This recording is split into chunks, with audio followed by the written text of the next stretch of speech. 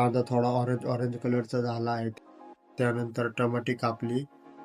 यावेळेस पोरं थोडी कमी होती त्यामुळे खूप प्रॉब्लेम झाला. सगळं आम्हालाच करायला लागायचं. त्यानंतर पातेल्यामध्ये टमाटे टाकून घेतले आणि चांगलं मिक्स करून घेतलं, सगळं हलवलं.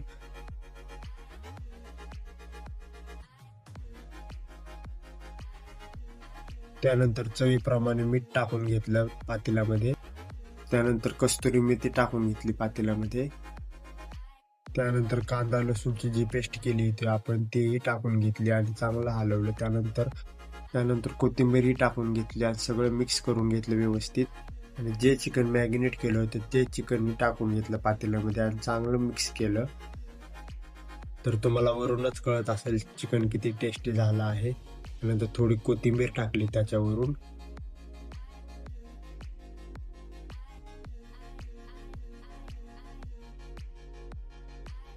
त्यानंतर सगळं मिक्स होस्तोवर चांगलं हलवलं आणि पुन्हा गावात गेलो बिकॉज पंत्रावळ्या आणायचं होतं जेवायला.